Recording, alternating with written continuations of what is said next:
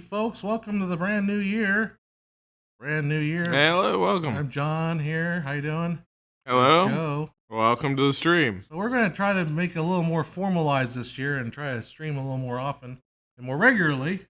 And our plans right now is to do a bi-weekly Pubcast and kind of talk more about films. We're going to go through and actually watch some dang films. Yeah. And actually report them to you in a laid back, talky way. Mm-hmm. We don't need to like overly make this too much of a hassle and come up with star ratings or weird number systems. And in fact, we might even change our minds after a little while. We'll see. So tonight we'll just get started. Tonight I'm going to talk about a movie that I saw last week, and I think it's worth talking about because not a lot of people are talking about this.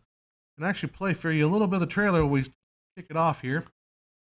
And it is, in fact, the movie of Richard Jewell, Clint Eastwood's latest film.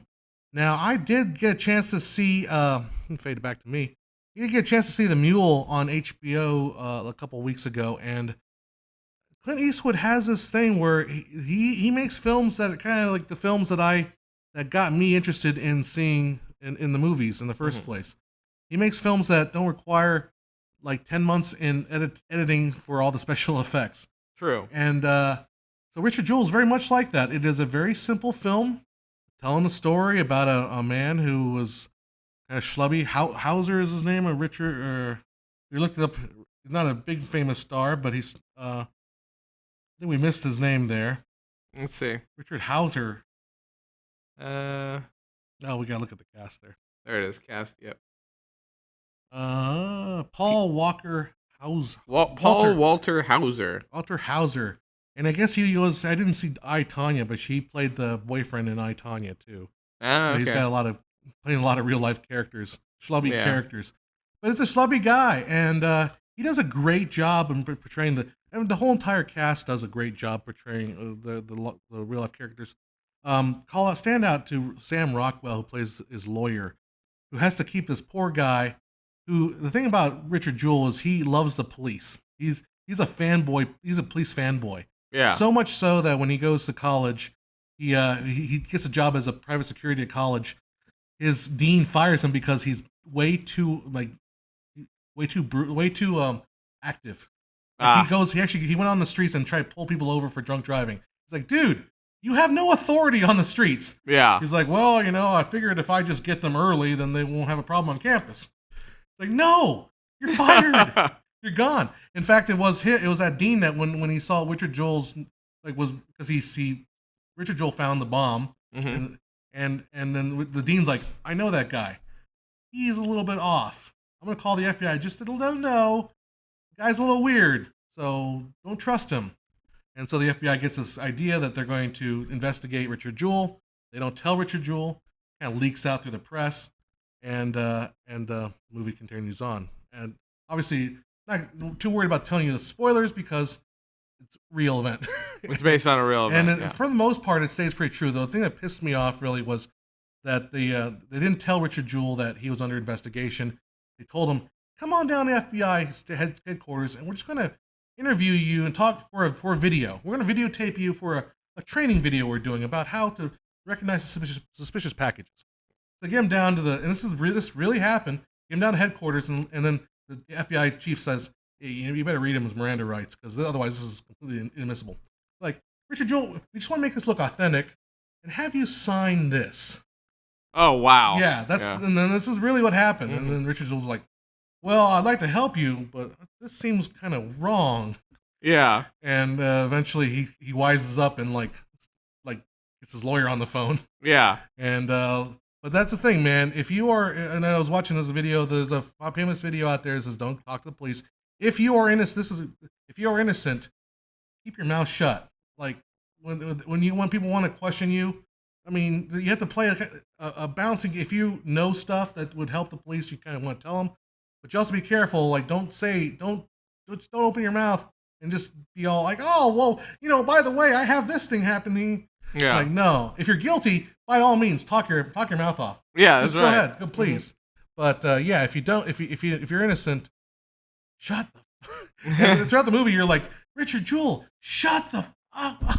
Shut up, dude. I don't want to swear in the first 5 minutes because that's when they're still watching They're still watching everything. The YouTube censor is still watching this thing. Yep. It's like, shut up. So shut the front door. I'm a big fan of the film. I thought it was a great film. It's a kind of film that reminds me. This is the kind of film that I want. This is the reason why I want to be a filmmaker.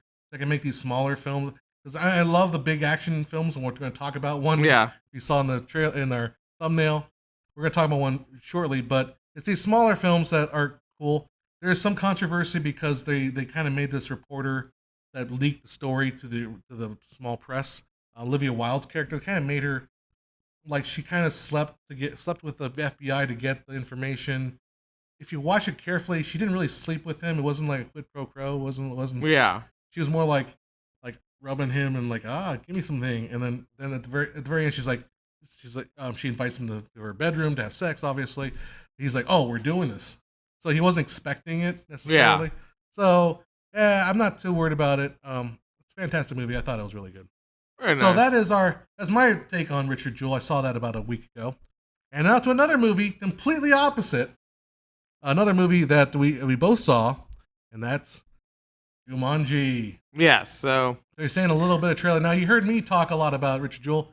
Joe, why don't you fill us in with your thoughts on Jumanji? I don't know. A lot of people, I guess, had kind of mixed reactions on this because they weren't like, oh, it wasn't as good as the first one or anything like that. I actually enjoyed it. Really, really enjoyed the movie. I mean, it's obviously Karen Gillan and The Rock and Kevin Hart, and I mean everybody's kind of back, and it kind of already is established. If you watch the first one, you kind of already know. Plus, you've got kind of like the holidays thing, so it's kind of like taking place around the holidays. So, of course, everybody's kind of going back to where they are, and some people are, a bit more pumped after Jumanji versus the guy who played The Rock, who, if you were The Rock and then you went back to being a skinny Jewish kid, there would be some down moments, like some kind of sadness. No, for the audience. So what happens if you're not familiar with Jumanji? I think everybody's kind of pointing out that you're a little blue or something. Yeah, I'm blue because I got this big blue light behind me. Yeah. So I'm blue tonight. Yeah. That's just the way I feel. Just a little down. Just some January blues. January blues. But if you're not familiar with there's a video game. So there's a video game which and then was in the previous one, which was a board game, which harkens back to Robin Williams. Right. And then it becomes a video game because some kid basically says in the first one that board game, or in the second one or reboot, that board games are passé, like they're lame. So Jumanji just transforms itself into a video game, and then the character winds up getting sucked into it. At the end of the first one, they break the console that is Jumanji, so that no one will ever use it, and then they're supposedly leaving it there. But then the kid goes and gets the parts and leaves it in his basement, and then moves to New York. And then obviously he's unhappy, comes back at Christmas, tries to fix it, and then gets sucked into the video game. And that's where all the other characters kind of come over. And you see Danny DeVito's character, you see Danny Glover's character, who's just too old for the shit. And so they're adding in Danny Glover and Danny DeVito to it. Yeah, and so they wind up getting sucked in. So everybody but the one girl who played, or who was what was his name? Jack Black's character, or who Jack Black kind of imitates in the first one. So she winds up going and getting the help of the original guy who got sucked into it from the first one, and then adventures kind of ensue while everybody's relearning. So there is a little bit of rehashing because they're trying to explain it to the two older guys. So I guess if anybody hasn't watched it, then they would be like, in on the joke. It's not a movie where you have to watch the original one. Exactly. Everything is explained in the second one like it was in the first one. Because they're almost like explaining it to two older guys. And I think it's kind of fun because you see like this older guy who's essentially hasn't been able to do anything he's like 86 or something years old, and it's Danny DeVito's character. And then he finds out he's like in a, like 40 or 35, 40-year-old man who can punch through, like, with punch anything. Punch through anything. And, so he's kind of like just like, screw it, I can take on the world now. I'm in this super huge buff guy, and yeah, it was enjoyable. I enjoyed it as much as I enjoyed the first one. I think I liked it a lot too. I found about 3/4 of the way through the film, maybe even actually beginning of the credits, I started thinking, this is a film series I could follow. Like this is I could just kind of carry on with this as a long franchise. Yeah. But one thing I did kind of feel, I didn't really. I find myself, I don't care about the real life people. I just do not care. Yeah. Like the actors they got are so like traditional. Like, here's a college magazine. Yeah, it's very Breakfast Club. Well, like, not even Breakfast Club. Breakfast Club had the personality. Yeah. These guys are just so ridiculously. Well, it's just a very almost cut of high school, but they don't have the personality of the Breakfast Club people. It's like the stock footage. Yeah. A stock photo for college. For a college entry. There you go. I like that. It is so I want let's get by this thing. But when they add Danny DeVito and Glover to it, those guys were I want to spend time with those guys. So they kind of at least Danny. You don't know what Danny DeVito.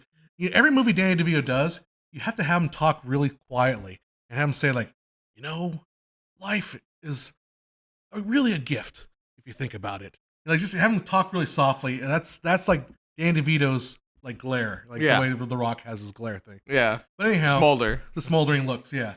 I couldn't really wait till they got into the Jumanji game because that's when it started getting more fun. Yeah. I enjoyed that part.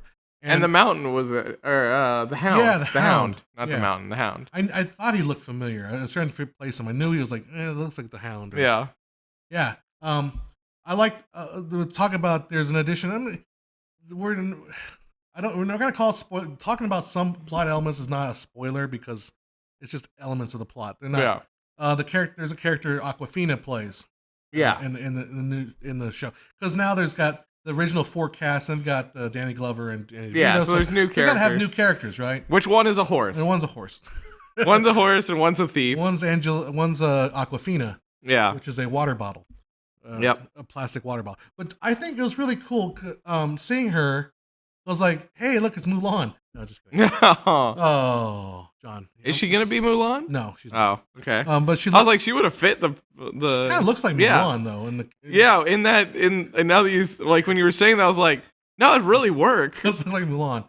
But I liked, so what I wanted to kind of hit upon was how this film was so weird by the end of the third act. It's because I've been dealing with a lot of comments from my Cats review, which you can watch later. That people are saying Cats is so weird, but then I'm watching The Rock hug an Asian woman dressed like a ninja and saying, "I love you, Grandpa." Yeah, and it's wait a second, it works. What? But it works. We're willing to accept it. We're willing to accept the weirdness of it. I still haven't watched Cats yet. Nah, that's okay. You don't have to. Yeah. But the thing, what I wanted to get was, it's one of the few movies that plays with identity so much in that film, and I really appreciate too. I mean, I don't want to sound like a bleeding heart, but it's a very mixed cast, and the fact is, a white guy can play the brown guy, and the brown guy can play the white guy, and the girl can play the guy, and the guy can, and it's all mixing all together. Yeah, and we're willing to go with it. So that's what I think about. That's the really cool thing about Jumanji. I enjoyed it. I recommend it. I mean, it's fun. And that's the thing is all these people are it's stop being jaded, just enjoy it. And at the end, there was a piece that is essentially a nod to the first episode or to the first one. Well, it's also a way for them to come back for exactly, and come away for a third one. I thought, that wraps it. Because literally, I mean, this is not a spoiler, but at the end they're we're never doing that again. Yeah, which is what they said in the last one too. But they gave you a reason to do it all over again. Exactly, and that's cool. All right. So yeah, those are 2 movies that we wanted to just talk about. Yeah. And the rest of the remainder of our time, we're going to spend 14 minutes talking about that. Well, we'll pull it. Yeah. I mean, obviously, we're trying a new format, guys. The reason why we haven't been kind of talking to you or pulling from your comments on there isn't because we're ignoring you or because this is recorded. Oh, we are ignoring you. It's because, I guess it is because we're ignoring you. It's because we're trying to kind of set up a new format where we kind of hit on some points, do a couple of reviews of stuff that we've seen recently in the span of the 2 weeks that we're between, and at the same time to kind of give it a little bit more of a commenty or more of a podcast feel. Yeah, and then an answer, and then a kind of AMA at the end. Answer it's your sort questions. of a way too, also to kind of get new folks, because people that are come in and watch these, they don't have any reason to watch them. It's like you're always watching it for life. But at least the front part, we have a little review. And for us, at least, it makes us watch stuff and think about them. Actually, before we go into the AMA portion, Golden Globes, Ricky Gervais, 8 minutes of just destruction. It was really awesome to see. Awesome. I was entertained by it. For a while, I don't know, they were only showing like it was getting taken down. Oh, was it? And then there was just like people. NBC has and then but then NBC did theirs. So I had heard the first one I heard was just a voice, just him talking, and then you watch the NBC version and it switches to people, and oh my gosh, there's like so many, like he made like the Leonardo DiCaprio joke about how by the time the movie's over, the date's gonna be too old, and like Leo's just laughing it off because when you're that fucking rich and you know it, you just don't give a shit, and that's the right response, really. But did you see Tom Hanks'? Oh yeah. Tom Hanks looks like he's devastated. Like a bomb has gone off in the Golden Globes, and not only was it like shrapnel everywhere, it also smelled like shit. Yeah, so it was a fart bomb. Yeah. And Richard Jewell came in and saved everybody. But yeah, exactly. But then they suspected that he set off the fart bomb. Yeah. So then they got him. So it was really it was a interesting thing to watch. Just how uncomfortable everybody left. But then the other part is at one point they flashed to Chris Evans, who's never, not even like in any of these jokes, and he's sitting back there cracking up hysterically. Like if you ever seen him in an interview or whatever, when he's super laughing, he does. Captain America. Yeah, right? Captain America. Is in the background, background, like his character in Knives Out. Yeah, he's just sitting there like yeah, just clapping and laughing in the background. I loved it. How's the weather? It is essentially a little cold. It's a little not cold. bad. It's a little freezing. Yep. Well, California cold, which is 39 degrees in the morning. Oh yeah, exactly. Which is not that cold, I guess, the rest of the world. But my favorite line in the Ricky was I was gonna say the line. One of my favorite lines was. We all found out that James Corden is a big old pussy. Oh, yeah, we saw. Oh, and he was also in Cats. Yeah. And we also saw him in Cats. Yeah. So again, I have to say, that was entertaining. Well done, Ricky Gervais. Yeah, well done, Ricky Gervais. He just doesn't give a shit. We need to have little graphics. It's tip of the hat. Yeah, a tip of the hat. Tip of the hat to Mr. Gervais. A Bamf of the day. There you go. As steal something from Philip DeFranco, so he comes after us. Oh shoot! Yeah. I think it's badass motherfucker is his thing. Okay, that's right. So let's just get this started. Yeah, let's just jump into it. Dive into it. Yeah, jump into it. We're sorry. I like you. Please don't come after us. Or just come and say hi. Hang out. We're close by. We can go up to LA and see. Yeah, exactly. But yeah, so those are probably the major things. I don't really think anything else caught my eye. I saw a news article about how the new, I think it's Panasonic is talking about the new filmmaker mode for coming to TV sets. Yeah. I mean, I didn't really read much into it, but I have a video that is in my head planned out. We're going to talk about how these new OLED televisions are going to be handling 24 frames a second in the movies. So, yeah.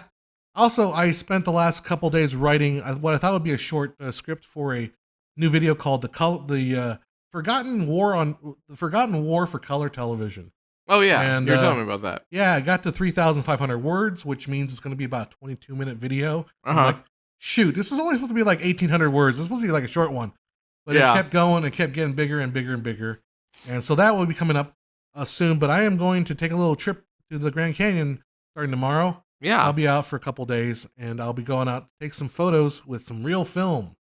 Oh, the Bill Cage is mentioning. So, John, the Fox video? Yeah. Yes, the Fox video is also, it's a big video that's like a 5,000 word essay. Yeah. And it's gonna need kind to be of done. Yeah. It needs to be rewritten. I might do that at night when I'm in the Grand Canyon, just like work on those scripts. There you go. And have fun with that. And that's the enjoyment of it. So that's where we're at. Take some shots and all that stuff. Yeah, it's the new year. I mean, it's I struggle. It's a struggle right now to figure out how to get things started. Mm-hmm. I completely took my QuickBooks and I chopped it all in half and I burned it on a fire. Well, I didn't burn it because I have to do taxes. Yeah. I restarted my QuickBooks. My QuickBooks have been growing for the last 18 years, so I needed a clean house. Oh, I didn't see that. Oh, It was like sponsored by Kirkland Yeah. Water, and I'm like, what do you? Oh, the water right, that's just Kirkland sitting water. on. Yeah, I think that was mine from last time. Yeah, it was. Um, I did check out you can't fly drones in the Grand Canyon, which makes sense. yeah, They don't want you flying a drone in the Grand Canyon. Not cool. yeah. Don't do that. I've got a 4x5 camera film. I'm gonna shoot real film. I'm gonna shoot some 35mm real film, black and white and color. I may take a digital camera out there. I don't know yet. We'll figure it out. I'll see if I feel like it. Yeah, see if you want to do something like that. I already take enough cameras. I only want to take another. I have my phone. I can take a digital camera with. You're like, how many cameras do I have to bring to the Grand Canyon? No, and then I gotta take my mom, who's kind of wheelchair bound, so I have to push her. So I don't want to do all that. It seems like, at that point, it's just like, just go and enjoy it. I mean, Sit there in the beauty. Sit there and bask in the beauty and not take a shot. Well, yeah. I'll take a shot and then what was it? Chill. Casey Neistat, I think at one point, once he stopped, he was just like, oh God. He had to force. Well, he just said he's like, because he was doing all those video blogs every day, he was just basically saying like, I would start to have a moment where I'd start to pull out the he's like, I had to put it back because like I got into that point where just enjoy that one greedy moment where you're for yourself. You know what I mean? Like I don't understand how Casey Neistat did it. Like I really don't. I don't. And still managed to keep his relationships and all that. Maybe I don't know. Maybe it has. Sorry if this has been asked already, but best film of 2019. Film of 2019. Go. Cats. Why not? Cats. Cats is the winner. It is Cats. That's right. It is. You know the other movie I was thinking about it wasn't Cats. It was that John Travolta movie where he starts. I gotta go take a. Oh yeah, that red box original. I gotta take a poo. Yeah, It doesn't say yeah. That's the opening line. I gotta take a poo. This one, okay. Cece asked, "Hello, English guy. Just wondering why you folks always start with sorry." Oh, are we Canadian? I don't know. We're not Canadian. Sorry, but sorry. Sorry, not sorry. Sorry. Sorry.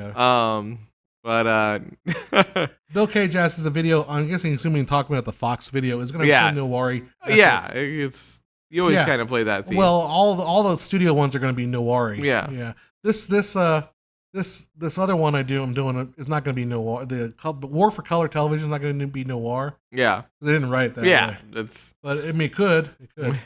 And what's up, Bad Karma? Hey, Karma's back. Because I think we got a comment last one that we didn't say hi to him. So no, Karma, how's you enjoying your gimbal there? Yeah. Go ahead and respond, and we'll check back in. Yep. Bill Cage says that The Joker was the best movie of 2019. What do you think of the? Did you see The Joker? I did see The Joker. I enjoyed it. I didn't. So here's the thing. Everybody was like, there was that huge amount of people that were like, "Oh my gosh, this is gonna incite so much and all that," and it was really just kind of a movie about a dude that really needed to be helped in the freaking medical profession, and that then loses it at the end. Yeah. I mean, it was still enjoyable and loosely styled around DC, which I think an art house DC style is really interesting and works for him. Maybe they should stick to that. Yeah, less Justice League and more of that. Exactly. I mean, these kind of weird, not weird, but I mean these almost kind of how was it, theater house or art house, style. I mean, it was somewhat art house. It wasn't like that far. Oh, I mean, it wasn't that far, but I mean, it was that art house feel. Yeah. But with the DC world, and it worked out. I mean, so I would be interested to see them continue that style because DC really can't hold their extended universe too strong right now. I mean, obviously, I love Shazam, and they seem to be building on that with Black Adam. I think is the next one coming out with The Rock, and then it's going to be Shazam 2. And there's Wonder Woman. Wonder Woman, and you still have Aquaman, and maybe Aquaman was. And then Henry Cavill is apparently still locked in as Superman, but he's also doing The Witcher. Get a picture of the Witcher going fuck. Yeah, exactly. And then obviously we're going to be having the build up to the new Batman with Oh yeah. What's his name? Edward Patterson? Robert Pattinson. So yeah. New idea, best animated movie of 2019. Spider-Man into the Spider. Oh, was it? Yeah. Shit. It's Cats. Best Is animated movie. Ugh. Best animated movie of 2019. It's Cats. Is it Cats? Okay, it's Cats apparently. Well, Boss Baby, is that in 2019? Was that in 2019? Boss Baby is like in last 2018. I think Toy Story 4. Did you see that one? No, I didn't. I like Toy Story 4. That's a really good one. I was watching some New York Times freaking art opinion piece. Now I'm going to go off my soapbox, John. It's like, Toy Story is too white of a story. I'm like, why can't it's like, oh, come on. They're toys. They don't need to necessarily be a rainbow. Yeah. And it's John Lasseter's 1950s kind of old idyllic view. It's too white. Oh, yeah. So what? Who cares? I still haven't seen Rise of Skywalker. Oh, well, that's okay. Yeah. Knives Out. That's the only reason Knives Out came to me, because I was like, I still haven't seen. You saw for me, How to Train Your Dragon 3. Oh, that's a strong candidate. Still haven't seen it. I saw the little homecoming thing. It was I don't know. Train Your Dragons. I haven't really followed that whole series, so I don't know anything about it. Did you hear Knives Out is getting a sequel? Yeah, I heard that because Daniel Craig. Yeah, which I liked it. I love Daniel Craig in that movie. And that's why I'm saying he's not a bad director. Just don't let him near Star Wars ever again. Fine. And that thing is Daniel Craig Daniel Craig as in Star Wars as the Kentucky Fried Colonel. Colonel, yeah, that would be Well, she here. The Jedi have been here by the rays of the track march. Yeah, no, these track march are way too precise for Imperial stormtroopers. Netflix animated film I Lost My Body was amazing. Check that out. Check it out. I haven't heard of that one. I want to shoot a Star Wars short film about a Jedi who survived Order 66. Yeah, there you go. Why not? How was Knives Out compared to Layer Cake? Layer Cake. I haven't even seen Layer Cake, so I think it's another Rian Johnson film. I haven't. So they're making a Star Wars trilogy, apparently. Yeah, about the Old Republic. Yeah, sure. And if they did, here's the thing. I saw some rando guy created a trailer about the Old Republic. But it was Keanu Reeves as Revan from the Old Republic video games. Okay. And it actually, the guy did a good job. Give that man, a budget. All I know is I just want more Baby Yoda. That's probably the only thing I care about as far as Star Wars is concerned now. So I want to make sure that Baby Yoda's okay. I don't care about anything else anymore. As long as Baby Yoda's cool, we're all good. J.J. Abrams. Oh wait, so you want another Superman, but with J.J. Abrams at the helm, and music by John Williams. Well, I can show that. Layer Cake was Matthew Vaughn's first film. Kick-Ass, Kingsman, and had Daniel Craig in it. Oh, okay. That's right. He had Daniel Craig with long hair. Oh, I think I remember that. Yeah. Let's go back to that. Yeah, we're gonna have to go down to the bottom. Maybe. So, well, if it will scroll, there it goes. It's taking a street ass time. So yeah, Daniel Craig. Oh, there it is. Is that in The Mandalorian? That must be right there. Show Daniel Craig in The Mandalorian as the Kentucky Fried Colonel from Tatooine. There you go. Did anyone else watch the Superman Netflix series in 2019? You know, the alternate backstory, medieval ages with dragons and magic. What? I have no idea. Bill Cage says, F Baby Yoda, I want Baby Chewbacca. Yeah. Oh, boy. Chris is talking about The Witcher. Wait, you're talking what? Cult Fiction is Chris. Oh, Chris. Oh, there you go. Yeah. That's right. Yeah. And The Witcher. Oh, you're talking about The Witcher. Yeah, because it's Henry Cavill. I got you. Yeah. There you go. I thought it was referring to some show that I had not seen yet. But it's like Baby Star Wars. It'd be Baby Chewbacca, Baby Yoda. Baby Chewbacca. Baby what's his face from the Admiral Akbar. Yeah. And baby. I'm disappointed Tim didn't bring food or show up. But that would be just like Muppet Babies, but just all Star Wars characters. Talk about Disney. You know who said it first. So please. What? We need them Star Wars babies.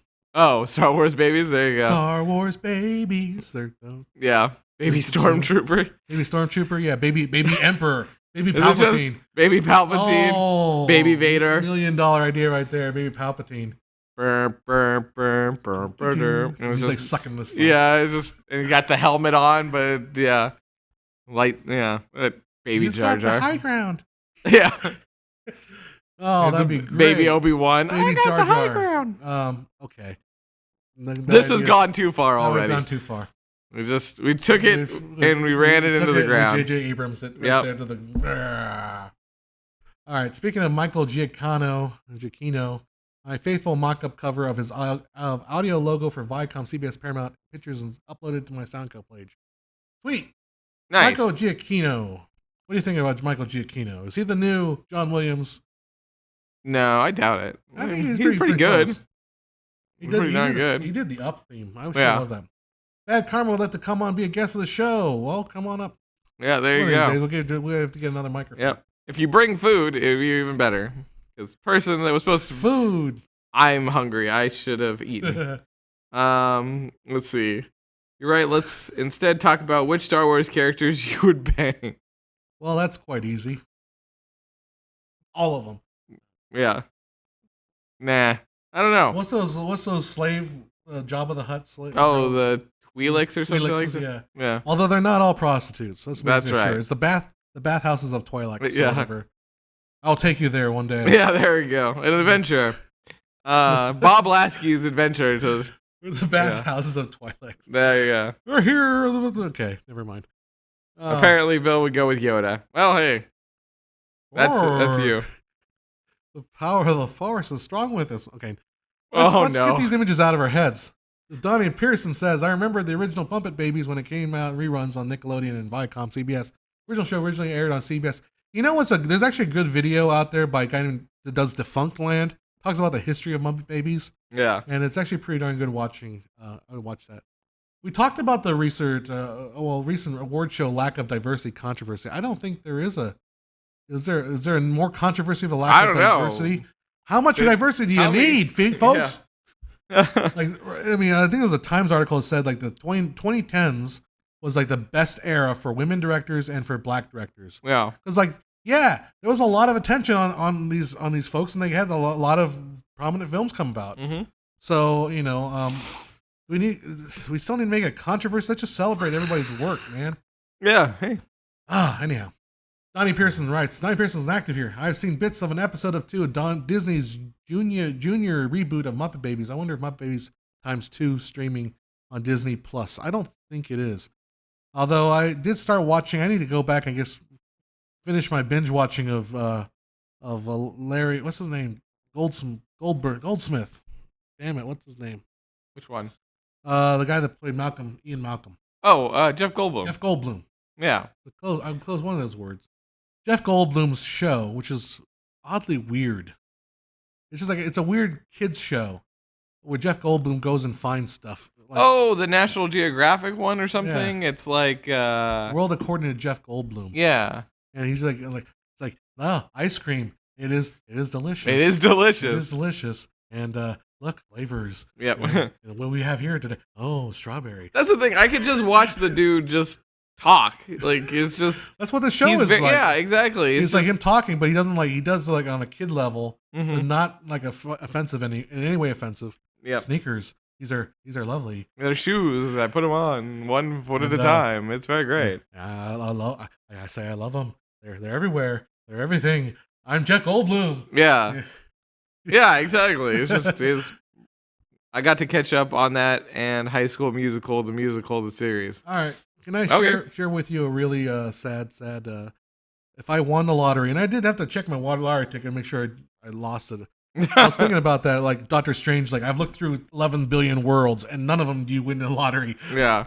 So, but if I won the lottery, I would think it might be fun to start a company where what we do is we develop original movie musicals. Original. Okay.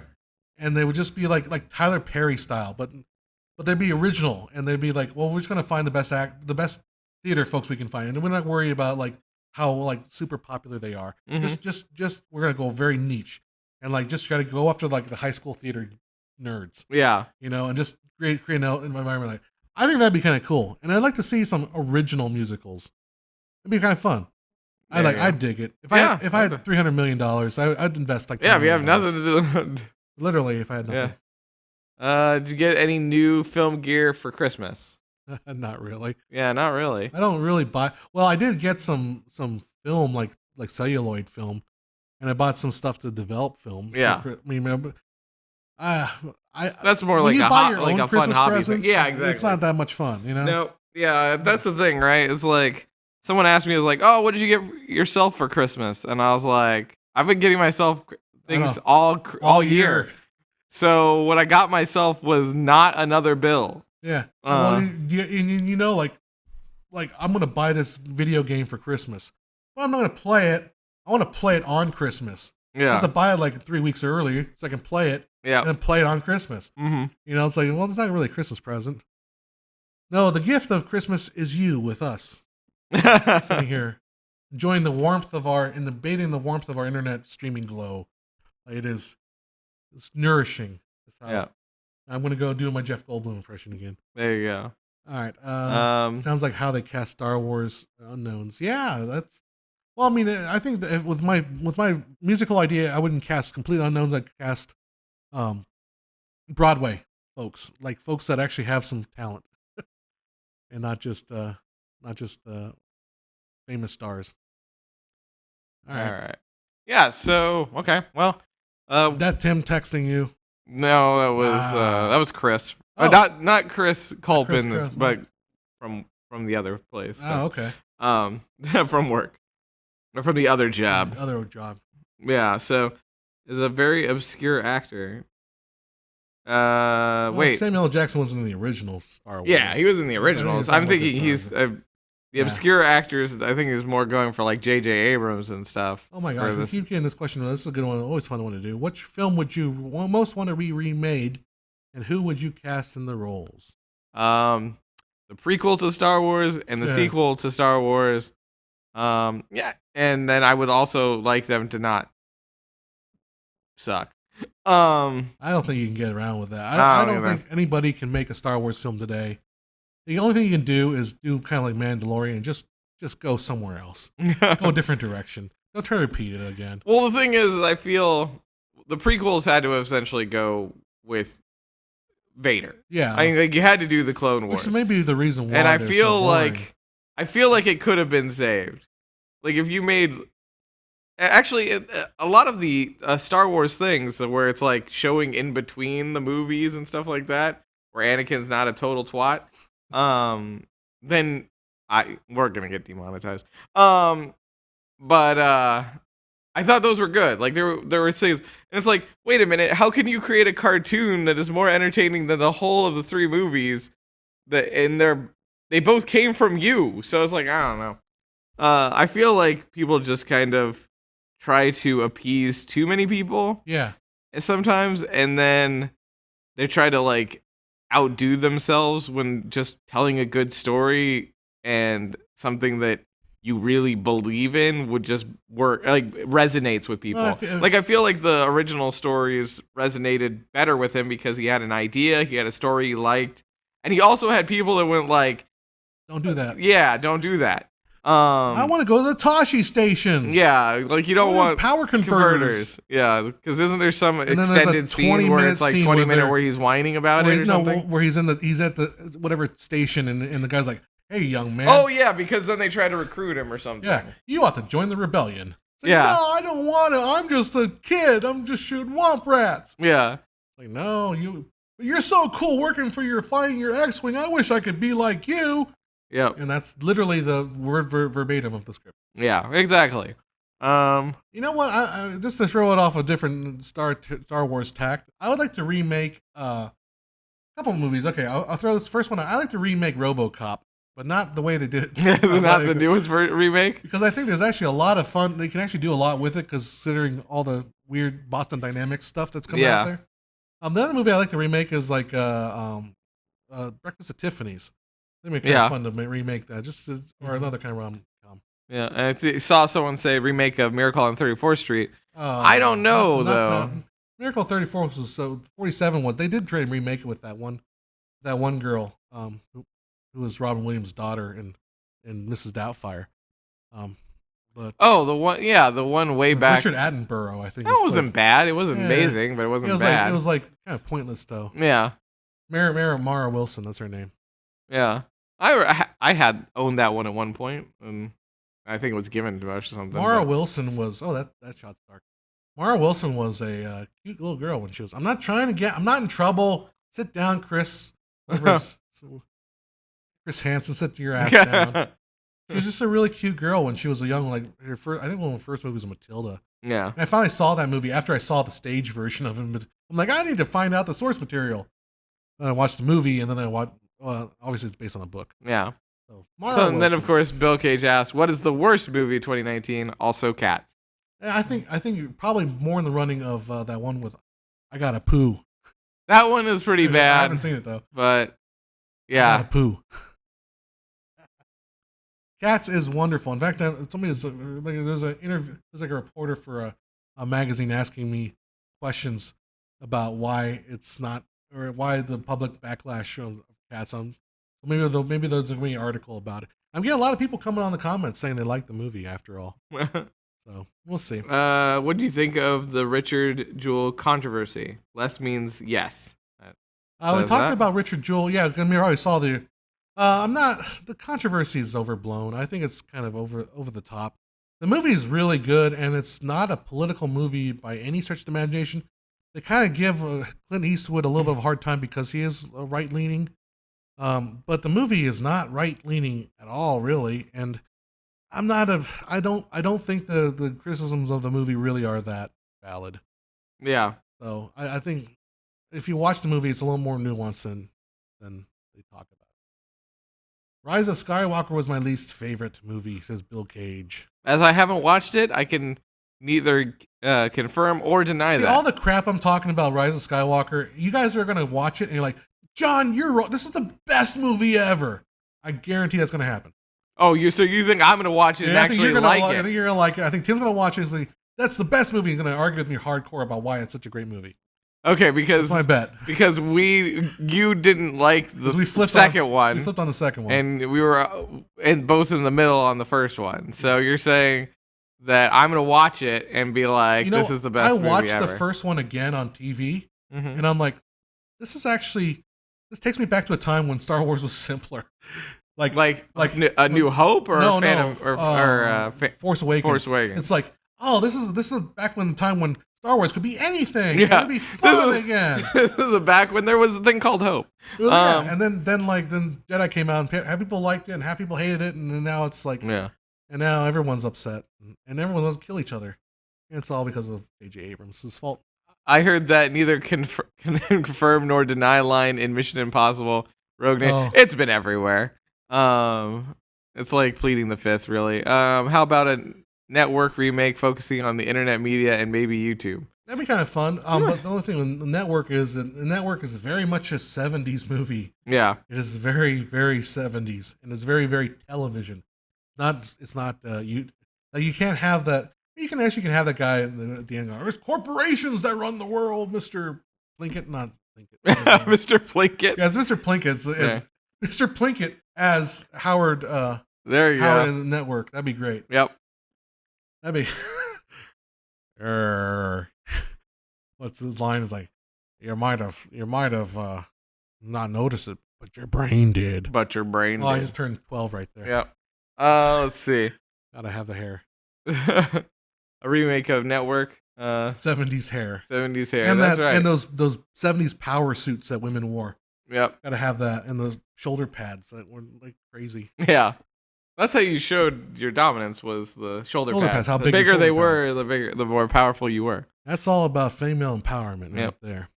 Just like the sleeve, like the rolled up jacket sleeves, like from the 70s, like the higher it was rolled up, that was the more power you had. That's how deeply in work you were going to get. Yeah, we're going to roll these damn sleeves up. That's why Don Johnson was construed as the king in Miami Vice.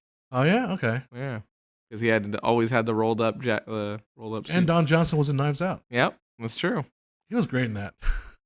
He's a great Nash Bridges was a great TV show, and it had him and Cheech Marin. Uh-huh. And so They didn't go on weed adventures in that show, but they did afterwards. So outside of the TV show. So And now I'm getting cold, so I'm putting my shoulders back. yeah, and now I'm fully buying up. Power move. Oh, power move. There you go. Dominance there. Yep, that's right. You shall have the power. You guys are channeling the 80s? No, not yet, because we're not talking about Ghostbusters and we talked about this last time, didn't we? About the Ghostbusters trailer. yeah, because basically it's just it. At this moment, it feels very Stranger Things. A lot of people are saying, Yeah. and I don't disagree with that. Just because, I mean, the problem is Stranger Things is essentially in its essence a knockoff of Ghostbusters. So, or like in a way, It's more of a knockoff of Goonies. well, a Kind little of. bit Goonies, but a little bit Ghostbusters too, because it's the paranormal, like the way they Yeah, a approach little the bit paranormal with the lights and and all that, and then of course then they made it where they actually put Ghostbusters in it, and then the kid who plays the Stranger Things is now playing in Ghostbusters. I was like, maybe you shouldn't have done that move. That was a little too meta. Like you literally brought the kid from Stranger Things who wears a Ghostbusters accurate or like almost like movie accurate Ghostbusters like jumpsuit into your movie to be like play Spengler's grandkid. So yeah, it's probably not the greatest plan I like on Bill them. Cage's comment. I'm convinced Tim was the result of John trying to clone himself. That could be Okay. true. We don't know yet. I don't know. He might- How does Bill know Tim? Well, he's been in stuff. Has he been in stuff? Well, Is yeah, that he's what been it in is? all Okay. the Filmmaker IQ live stuff, and then We try to Yeah. beat the crap out of Tim. yeah, or in videos or anything like that. Yeah, for sure. Yeah, like, I keep seeing the Ghostbusters trailer because they're running the trailers on a lot in the movies, Mhm. and I just find myself not caring. It's like, okay, I will watch it. I will watch it. At this point, I'm not excited, but I'm not disappointed. Yeah, Like, with when I saw the first one, the 2016 version, I just felt sad. But yeah, I would like to remake Buckaroo Banzai. Hell's yeah, there you go. That would be a great one. That would be entertaining. And then you have Jeff Goldblum play the villain or something. what is a buckaroo? What is a Buckaroo? Well, yeah, What is this? the film is perfect as is. Well, Oh. there's a lot of belief on that. We're gonna go to apartments.com. Ghostbusters Apartments.com. Afterlife just doesn't look like Ghostbusters. That's the thing, it There does- is it a does feel not like look that. Ghostbusters. Yep. It does feel like, well, yeah, like I said, it feels like Stranger Things. I don't know. Just get, I don't know. It's hard because If it gets bad reviews, I will not see it. Let's we've put it that pulled way. away. We've pulled away from the almost aspects that made up the old '80s movies. Well, it doesn't take place in New York. Oh yeah, So that's true. the first hint. It's not the old Ghostbusters. Yeah. 'Cause New York was a very big part of that. Oh yeah. I you mean, it know? was very the big whole part Statue of of the movie. Liberty beating the crap out of. Stay Puft Marshmallow Yeah. Man walking down the, and then you got in Ghostbusters 2, you got Lady of Liberty beating down the doors. Yeah. What's the worst movie trope that they won't let die? Thinking about it. I don't know. Hmm. There's a fair few. Blue Force Ghost that I'm Blue Force doing right Ghost. here. That's what they should let go of. The one where it's like my true love was my best friend all along. That pisses me off. It's not. Well, what movies is that? Well, maybe that's Tim telling me not going to bring the damn Oh, food. where are you? I'm at your house. Yeah, that would be funny. It's like, I'm at your guys' place. Other tropes is maybe like the one thing I want to be careful of is the alarm clock shot at the very beginning of a movie. Like every single time, it's like an alarm clock, unless you're doing like a Groundhog's Day, where Groundhog Day, where it's actually totally part of the point of the plot. Yeah. But yeah, I don't know. Tropes. Some English guy says the trope in superhero films a few years ago, where the villain's plan involves a giant beam in the sky. Yeah, the big giant beam technique. My favorite beam in the sky technique was the from Suicide Squad. That was just. I was like, if you think about, I mean, I didn't hate the movie at the time, but the villain, all she did was just do like. She was like the basically the air things at the dealerships that just go. Yeah. It's the one dance I know how to do. Is the It's the best dance. Sign of Okay. the front of the But yeah. car dealer. Yeah, I don't know. But I mean, I don't know. There's a lot of tropes that I feel. But I mean, the thing is they continue to work. So, of course, why would you drop a trope that's going to bring in money even if you overuse it? Yeah. Like, to be fair, right now, Ryan Reynolds is essentially a giant trope. Yeah, I know. Because it's like his continual humor and breaking fourth walls is like in its own way is a trope. I'll be honest, like I mean, I appreciate what he does. However, I enjoy the shit out of everything he does, but it is in its own way a trope. It almost feels like him and Kevin Smith need to get together. Yeah, really, it feels like he's doing Kevin Smith lines, doesn't it? It does, and it's weird that they never work together, right? I don't think they have. Chat will tell me if I'm wrong, but no, it's like that Kevin. Oh, I have on Joe while he's texting. It's that Kevin Smith. Thank you. Oh, yeah. That Kevin Smith kind of is somewhat corny humor, but it's jokey humor at the same time. Anyhow, all the films are secretly part of the RRCU, Ryan Reynolds Cinematic Universe. How about too much PC for an overuse? What's not really a trope there? PC. How about too much PC for overuse trope? No, it's more when like they'll do something that might have been funnier in the past or something, but now it's considered, and then they'll call it out. Like that's kind of an annoying trope in things where it's like, we get it. It's not a good thing to do anymore. You don't need to like. And like, I'm sympathetic people that are like, well, there's too much PC in movies, but like, you gotta realize a lot of movies are geared toward younger children, and they don't necessarily know all the PC stuff. Yeah. You know, like, oh, you know, it's okay to have a little bit of PC stuff for kids. You know, they don't get like I feel people get way too like hung up like everything needs to be dark and gritty. Yeah, a little PC stuff is all right.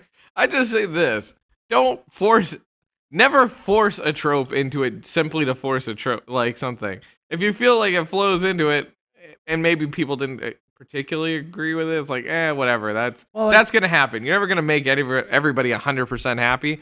But as long as you're not forcing it in there just to be like, I need to make my opinion known, like, and then like you're slamming that into your script, then it's gonna be okay. Well, I think it's one like we talked about Jumanji earlier. It's like you have a really multiracial cast.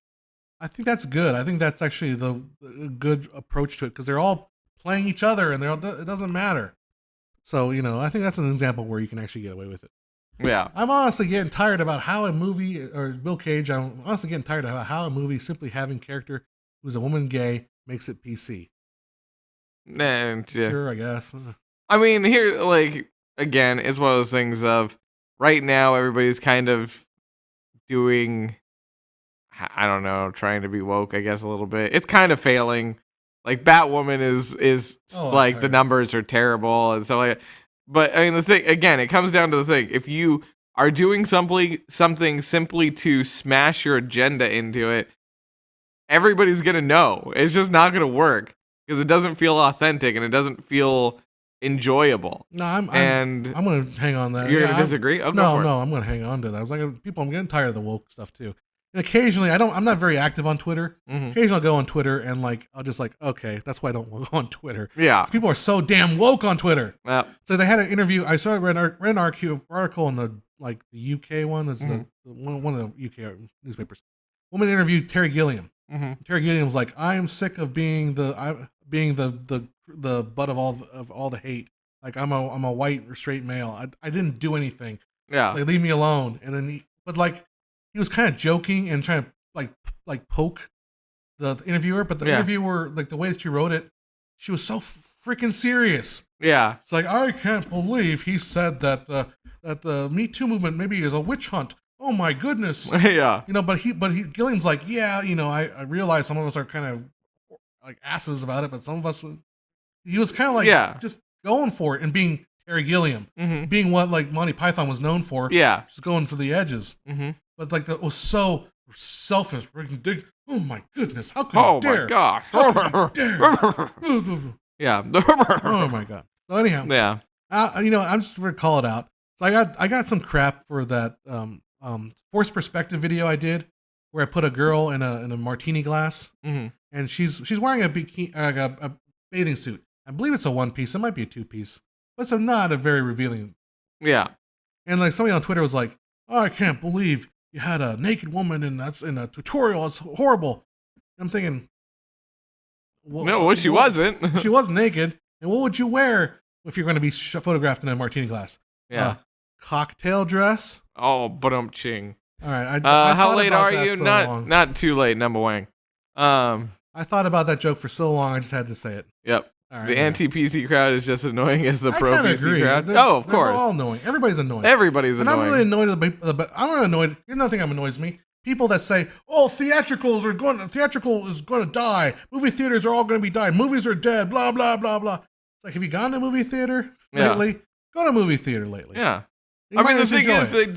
they just essentially They redid everything. Yeah. Not only are the movie theaters getting all renovated and stuff like that. More comfy. I mean, now they're adding in these movie pass things. Essentially, they're doing the essentially what Netflix and because services. they're betting on you not or 80% of the people are going to see one movie one time that month. Maybe sometimes they don't even find anything interesting, and so that's a free $20 they wouldn't have gotten before from a person, and now they're it's probably Tim. I don't know. It might be Mike or Toycher. I just said his full name on the stream. Whatever. You've been dialed out. Yep. Haha. He doesn't watch this thing. It's fine. But yeah. So I mean, they're finding ways. Everyone's gonna find a way to tweak it. You know, the thing is, and they're saying, "Well, it's not the movie theaters are so. Movie theaters are desperately trying. It's the fact that they make all these horrible movies and everything's a remake and reboot." It's like, dude, go out and I just saw Richard Jewell a couple weeks. You guys didn't see that. And that movie flopped pretty hard because you guys didn't see it, and you're the ones bitching about everything's a reboot and remake. Like, there's movies out there that people need to go out and see. Cats. No, we're not going to talk about Cats. Yeah. You can watch my video on Cats. You want to watch a positive review on Cats. But, I'm trying to think of another. The Doctor Sleep was another big bomb. Yeah. That didn't make any money because people didn't want to go see it because it's a remake.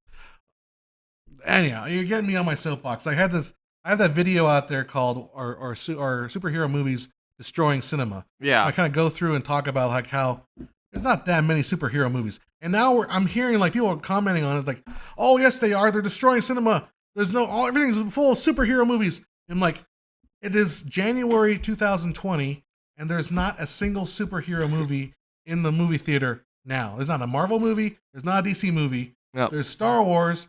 You want to call that? That's not a superhero movie. It's not a superhero movie. That's sci-fi. That's sci-fi fantasy. Yep. Yeah. So anyhow, yeah. You're on my soapbox. I can't even talk. I'm so angry. Yeah. Anyhow.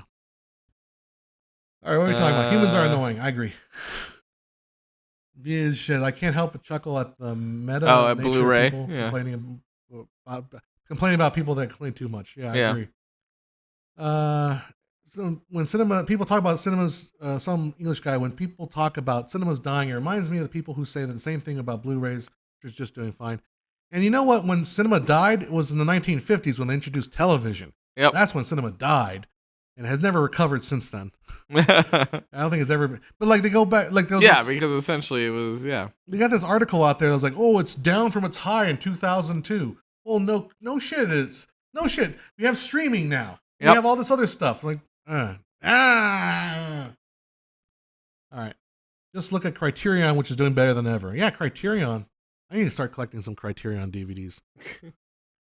So apparently, my roommate thought I was at home. He was like, "I think your car got stolen." I'm like, "Oh, what? No, it's very much with me. Please do not report that." Yeah. I would like to get home without being pulled over by a cop later today. And if you do get pulled over, don't tell them nothing. Yeah. Don't say nothing. Where'd they shoot you? I ain't saying anything. Yeah. Tight Lips Murphy? No. Yeah. Where'd they shoot you? I ain't saying. The television is dying. The turntable. I mean, technology is going to change. Technology is always going to be replaced by stuff. We don't have handy cams anymore. There are no longer VCRs being made in the world. I know.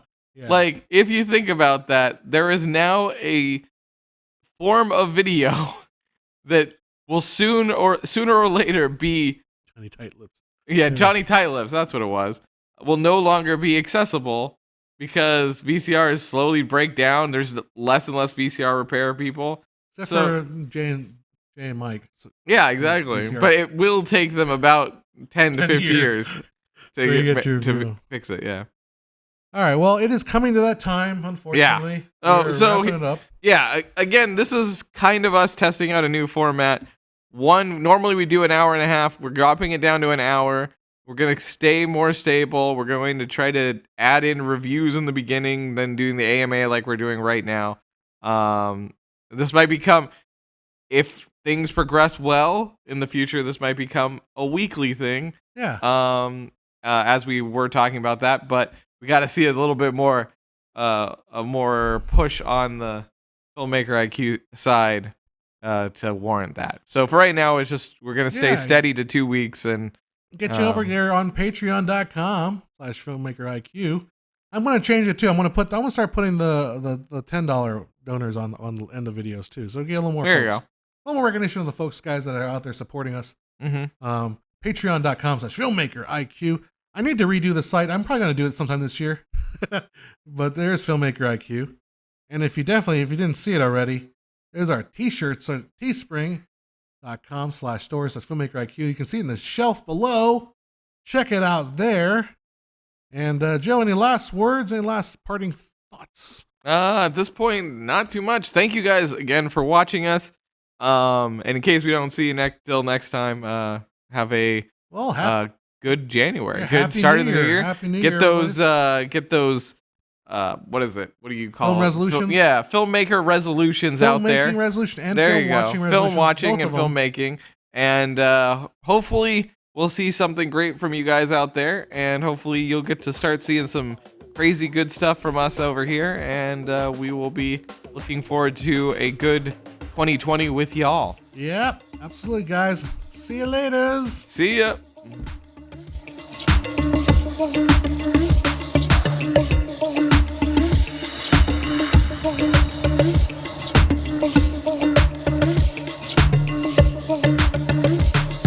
Cut this shit.